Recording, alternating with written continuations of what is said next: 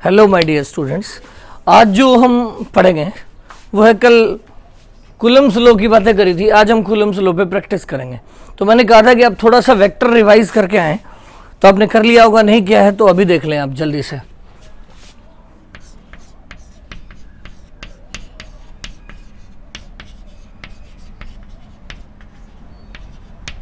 हाँ, ये सबसे खास बात है, पूरे चैप्टर में हमें इसकी जरूरत पड़ेगी, तो अभी आप सीख लें कैसे करना है।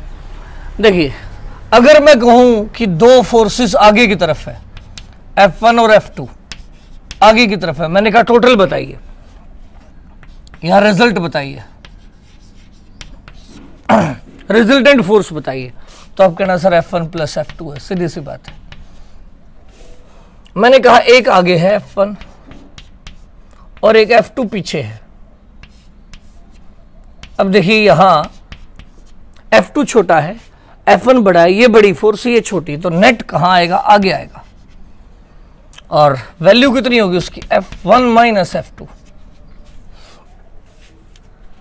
अगली बात करते हैं कि मान लो F1 और F2 दोनों के बीच में कुछ एंगल हो, मान लेते हैं थीटा एंगल हो, तो इनका जो रिजल्टेंट आएगा वो पैरेललोग्राम पूरा करेंगे और यहां किसी एंगल पे आएगा। अगर ये वाला वेक्टर बड़ा होगा तो नीचे की तरफ होगा, ये बड़ा होगा तो ऊपर की तरफ होगा, दोनों बराबर होंगे तो बिल्कुल बीच में होगा। तो मान लीजिए नेट फोर्स F नेट है, तो रिजल्टेंट की वैल्यू अगर मैं बताऊं तुम्हें तो क्या आएगी, सुन ले, F1 square plus F2 square plus 2F1 F2 cos theta और इस सारे का अंडर रूट। ये आएगा रिजल्टेंट फोर्स का फार्मूला, अगर हमारे ये दोनों वेक्टर F1 और F2 वैल्यू के हों तो। ठीक है, अगर बाई चांस तुमसे ये पूछ लिया जाए, बाकी नहीं पूछा जाएगा, जरूरत नहीं पड़ती कि ये एंगल और ये एंगल में से कौन सा बड़ा होगा, तो ध्यान रखें, अगर ये वाला वेक्टर बड़ा है तो ये वाला एंगल छोटा हो जाएगा, नीचे की तरफ होगा, और अगर ये छोटा है तो ये वाला एंगल बड़ा होगा। तो जैसे जो मैंने ड्राइंग दिखाई है, मान लेता हूं मैं F1 बड़ा है F2 से, अगर F1 F2 से बड़ा है तो ये एंगल जो अल्फा है और ये एंगल अगर बीटा है, तो अगर F1 बड़ा है और F2 छोटा है तो छोटे की साइड वाला एंगल बड़ा होगा, तो बीटा बड़ा हो जाएगा और अल्फा छोटा हो जाएगा। और अगर ये दोनों वेक्टर बराबर लेंथ के होंगे तो ये अल्फा और बीटा दोनों बराबर हो जाएंगे। ठीक है, देखिए आगे।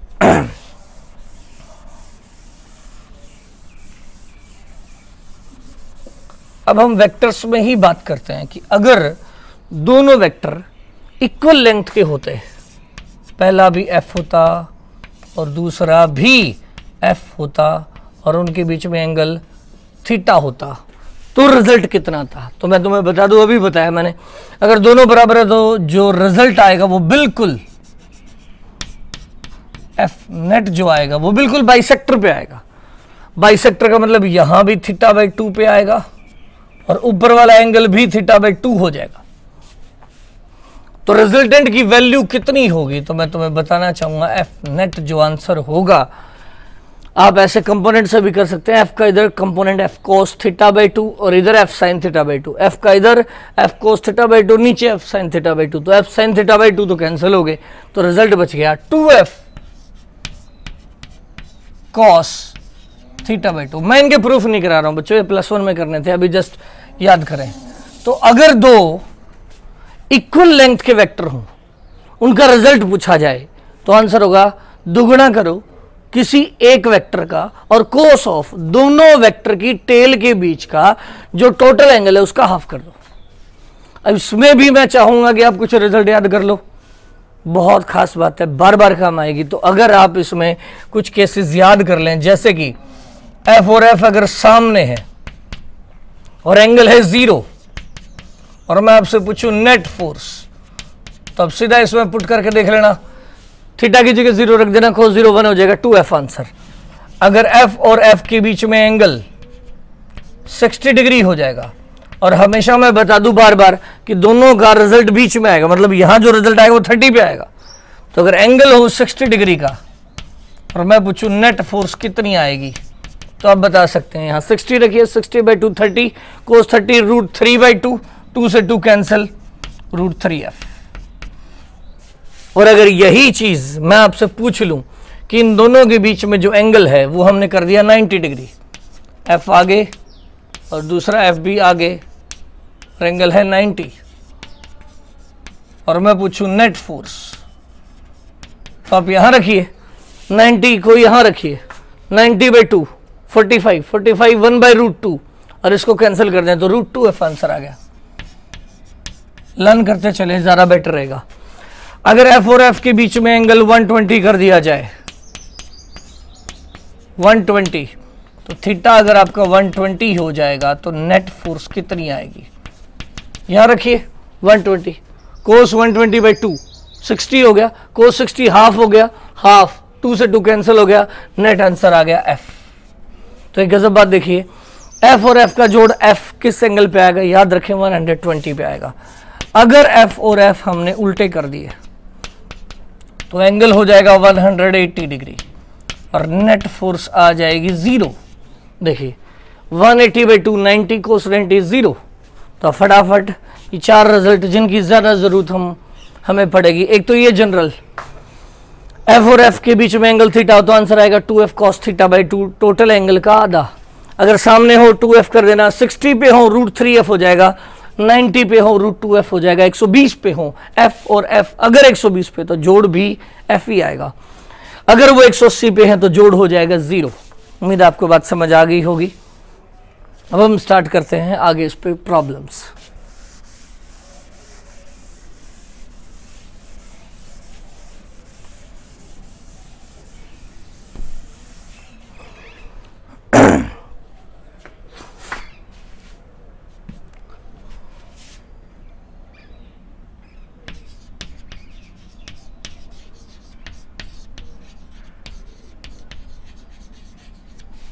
Simple problems based on coulombs.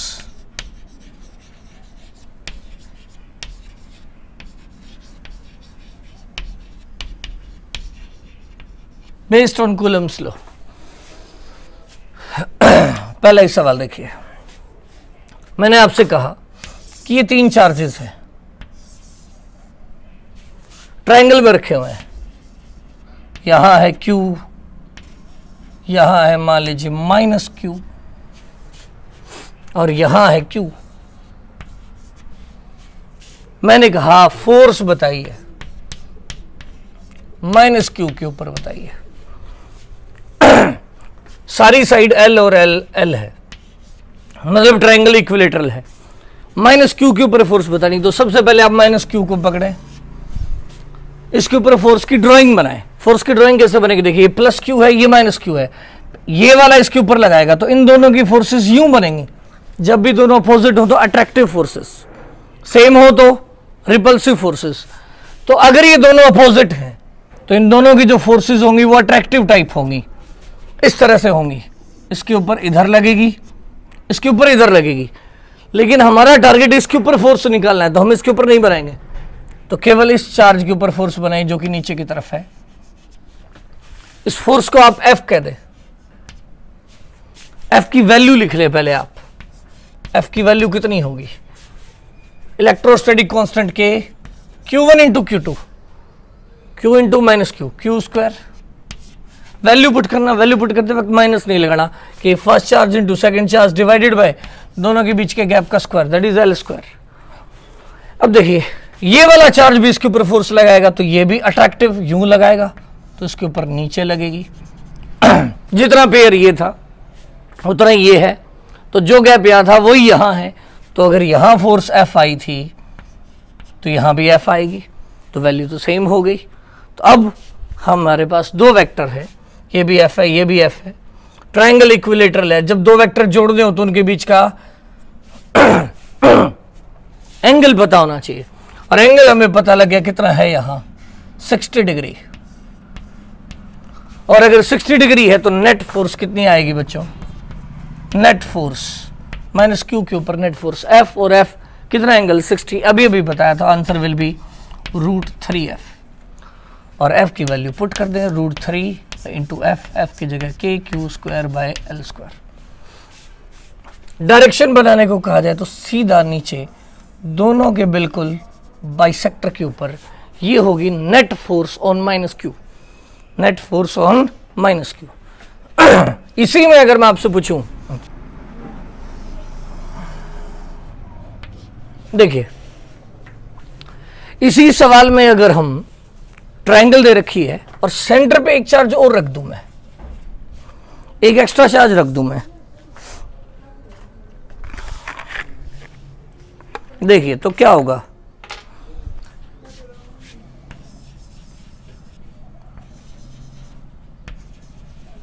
यहां एक Q है, ये भी Q है, ये भी Q है, और यहां हमने एक और Q रख दिया सेंटर के ऊपर। अब मैं आपसे पूछ लूं कि सेंटर वाले के ऊपर नेट फोर्स बताइए, सेंटर वाले के ऊपर नेट फोर्स बताइए। तो फटाफट देखिए, पहले सेंटर वाले के ऊपर बतानी है तो ये दोनों चार्जेस ज्वाइन कर लिए, पेयर में फोर्स बाहर लगेगी, इसके ऊपर नीचे, इसके ऊपर ऊपर, लेकिन इसके ऊपर नहीं बनानी क्योंकि हमें ये सोचना है।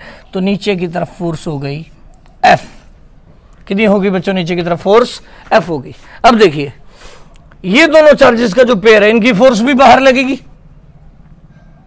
दोनों के सेंटर को ज्वाइन करें, आउटवर्ड F, जितना गैप यहां था उतना ही गैप यहां है, जो चार्ज के पेयर यहां थे वही यहां है, तो जितनी फोर्स यहां लगेगी उतनी यहां लगेगी। इसके ऊपर नहीं बना रहे क्योंकि हमें उसको सोचना है। तो हमेशा ध्यान रखें, फोर्स उस चार्ज के ऊपर बनाएं जिसके ऊपर आप नेट फोर्स निकालना चाहते हैं, उसके ऊपर नहीं जिसके ऊपर आप निकाल नहीं रहे। इन दोनों चार्जेस में यूं आउटवर्ड लगेगी तो इस पे नहीं बनाएंगे, इस पे बनाएंगे। ये भी एक बार फिर से F है। अब देखिए ये एंगल 120, ये भी 120, ये भी 120, तीनों एंगल बराबर बराबर हैं, 360 था टोटल और 3 बराबर हिस्से हो गए तो 120 120। अब इन दो का जोड़ करोगे, मैंने अभी भी बताया था F और F अगर 120 पे हो तो उनका जोड़ F आता है, तो इन दोनों का जोड़ ऊपर F और F नीचे कैंसिल, तो नेट फोर्स कितनी आ जाएगी, 0। तो सेंटर वाले के ऊपर अगर कोई नेट फोर्स पूछेगा तो कितना आंसर होगा बच्चों, 0। क्यों 0 हो गया, देखिए F और F का जोड़ F बनेगा ऊपर, तो ये F और ये F कैंसिल हो जाएगा और नेट फोर्स क्या हो जाएगा, 0। और हमेशा याद रखें इक्वल वेक्टर अगर इक्वल एंगल पे हो तो उनका जोड़ हमेशा 0 आएगा, ठीक है। अब अगला सवाल करते हैं इसी में, अगर मैं आपसे ये पूछ लूं कि नहीं आप मुझे नेट फोर्स बताइए कॉर्नर वाले चार्ज पे, ये चार्ज यही है और आप कॉर्नर वाले पे नेट फोर्स बताएं, चाहे ये ले लो चाहे ये ले लो चाहे ये ले लो, एक ही बात है, किसी एक कॉर्नर वाले के ऊपर नेट फोर्स बताइए। तो देखिए कैसे करेंगे,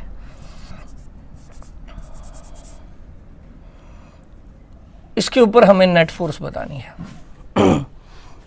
आउटवर्ड F नॉट कह लेते हैं, तो इस F नॉट का वैल्यू क्या होगा, मैं यहां लिख रहा हूं K Q स्क्वायर, ये साइड L दे रखी है, K Q square divided by L square. अब अगर मैं इन दोनों की फोर्स पूछूं तो ये इस तरफ आएगी आउटवर्ड, ये भी F नॉट ही होगी, हम इजीली कह सकते हैं F नॉट है। क्यों भाई, जो पेयर ये था वही पेयर ये है, जो गैप यहां था वही वहां है। अब एक एक्स्ट्रा और आ गया, ये वाला, इस पेयर की इस पे इधर, इस पे इधर, तो इस पे तो बनानी नहीं है, उस पे देखनी है, तो इसके ऊपर इधर आएगी, इसे FC कह देता हूं सेंटर वाले की वजह से। लेकिन अब आप ध्यान दें कि इसको F नोट नहीं कहा मैंने क्योंकि ये गैप अलग है, तो आपको सर ये गैप पता होना चाहिए, तो मैं तुम्हें बता दूं, अगर ट्रायंगल L साइड की है और ये कॉर्नर है और ये सेंटर है तो इसकी जो डिस्टेंस होती है L/√3। लर्न करने हमेशा के लिए, कॉर्नर से इक्विलेटरल ट्रायंगल में सेंटर का जो डिस्टेंस है वो होता है L/√3। तो ये डिस्टेंस कितना है बच्चों, ये वाला डिस्टेंस L डिवाइडेड बाय √3 है, यहां से यहां का डिस्टेंस L/√3 है, तो हम FC लिख सकते हैं आसानी से। बताइए FC क्या होगा, K Q square, Q into Q square divided by ये गैप, और ये गैप कितना है L/√3 और सारे का होल स्क्वायर। उम्मीद है आपको बात समझ आ गई होगी। तो सेंटर वाली फोर्स भी पता लग गई। अब हमें नेट फोर्स पूछा जाए, तो नेट फोर्स पहले इन दोनों को जोड़ लेते हैं, F नॉट और एफ नोट को जोड़ लो। जोड़ने के लिए उनके बीच का एंगल पता होना चाहिए। एंगल ये इक्विलेटरल है तो ये 60 है, तो ये सामने वाला भी 60 होगा। तो एफ नोट और एफ नोट को अगर हम जोड़ेंगे तो कितना बनेगा जोड़ इन दोनों का? इन दोनों का जोड़ इसके बीच में आएगा और कितना आएगा? मैंने बताया था एफ नोट और एफ नोट अगर 60 डिग्री पे हैं तो आप लिख सकते हैं √3f0। तो ये तो इन दोनों का जोड़ हो गया। प्लस में उधर ही कौन पड़ा है? FC, प्लस में FC, इन दोनों का जोड़ आया √3f0 इधर, और इधर पहले से कौन है? FC है। तो टोटल फोर्स क्या बन गई? √3f0 plus FC। f0 की वैल्यू रख दें और FC की वैल्यू रख दें, प्रॉब्लम सॉल्व। ठीक है, नेक्स्ट देखिए।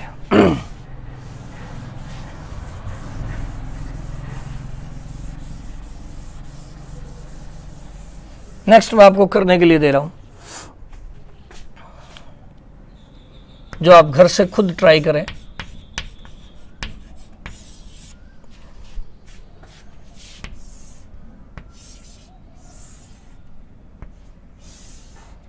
एक स्क्वायर है, स्क्वायर के हर कॉर्नर के ऊपर small Q small Q small Q small Q charge है। अगर मैं आपसे पूछूं कि आप बताइए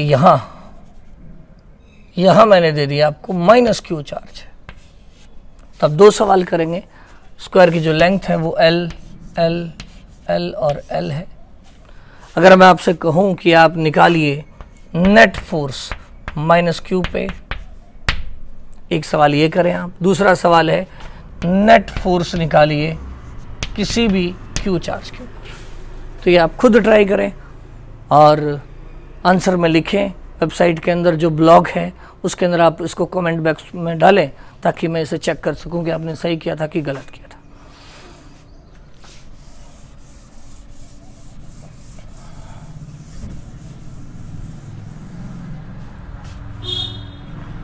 नेक्स्ट देखिए,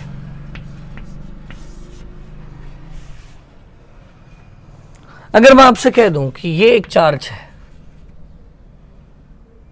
Q1, इमेजिन करिए 2 माइक्रोकूलम है, और ये दूसरा चार्ज है और ये है 3 माइक्रोकूलम। ये वाला चार्ज पड़ा, इसका कोऑर्डिनेट दे दिया मैंने 1 2 3, और इस चार्ज का भी कोऑर्डिनेट दे दिया 4 5 6। और मैंने आपसे कहा कि आप इसके ऊपर जो फोर्स लगेगी उसे आप वेक्टर फॉर्म में लिख के दिखाओ। फोर्स ऑन 3 माइक्रोकूलम, उसे आप वेक्टर फॉर्म में लिख के दिखाओ। और फोर्स ऑन इन दोनों के ऊपर आउटवर्ड लगेंगी, इसके ऊपर उधर, इसके ऊपर इधर। अगर हम ये लिख लेते हैं तो ये लिखी गई अपने आप। जस्ट साइन ही तो अपोजिट करना है, क्योंकि वैल्यू तो सही मानी है, तो जस्ट ये जो फोर्स है उसके आगे माइनस लगा देंगे तो ये वाली फोर्स आ जाएगी। तो हम फोर्स निकालना चाहते हैं 3 माइक्रोकूलम की, लेकिन ध्यान दें किस फॉर्म में? वेक्टर फॉर्म में। तो शुरू करते हैं कैसे करेंगे, और यही जो इस सवाल का सॉल्यूशन होगा वही होगा Coulomb's law in vector form. देखिए कैसे करेंगे। कोई भी फोर्स किसके बराबर होता है? दो चीजें लिखनी होती है, फोर्स की वैल्यू इनटू उसकी डायरेक्शन। अब आप देखिए डायरेक्शन इस तरफ है, फोर्स इस तरफ है, तो मैं यूं कह सकता हूं यहां से यहां एक वेक्टर बना लूं। इसे आप कह सकते हो R23 वेक्टर। नाम देने में कुछ नहीं रखा, कुछ भी कह लें आप, R ही कह लें बस, बहुत है, R वेक्टर। और इस डायरेक्शन में जो यूनिट वेक्टर होगा उसे हम कहेंगे R कैप। तो अगर मैं कहूं कि आप F लिख के दिखाइए 3 माइक्रोकूलम के ऊपर, 3 माइक्रोकूलम के ऊपर फोर्स लिखिए, तो 3 माइक्रोकूलम के ऊपर लगने वाली फोर्स की वैल्यू इनटू उसकी डायरेक्शन, और उसकी डायरेक्शन तो ये वाली है, तो इनटू R कैप लिखे। अब फोर्स की वैल्यू कैसे पुट करेंगे? आप पुट करिए कि Q1 2 microcoulomb into 3 microcoulomb divided by इन दोनों के बीच के गैप का स्क्वायर। इन दोनों के बीच का गैप तो ये है R की वैल्यू का स्क्वायर, R की वैल्यू का स्क्वायर। इन दोनों के बीच के गैप की वैल्यू का स्क्वायर इनटू करेंगे आर कैप। ठीक है, अब आप आर कैप को पुट करिए, क्या बनेगा देखिए,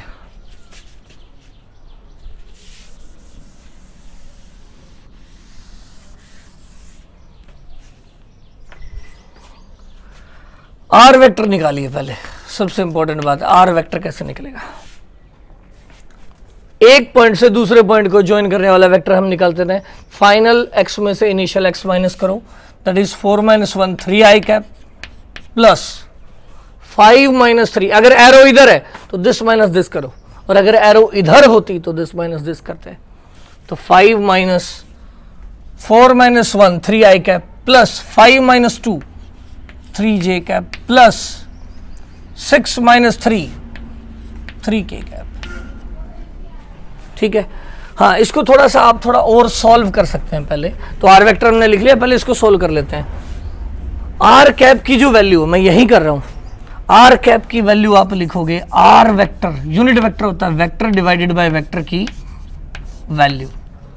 और अगर हम ऐसा करेंगे तो वैल्यू का स्क्वायर तो पहले से था, वैल्यू और आ गई, तो हम लिख सकते हैं ये आर वैल्यू का क्यूब हो गया। अब आप आर पुट कर दें और आर की वैल्यू पुट कर दें। आर ये रहा, अगर हमसे कोई पूछे कि आर की वैल्यू बताओ, तो अंडर रूट आई कैप के साथ वाले का स्क्वायर प्लस जे कैप के साथ वाले का स्क्वायर प्लस के कैप के साथ वाले का स्क्वायर, ये आर की वैल्यू हो जाएगी। अब आप यहाँ सारी चीज़ें रख दें, तो force on 3 microcoulomb becomes, force on 3 microcoulomb हो जाएगी कितनी, K × 6।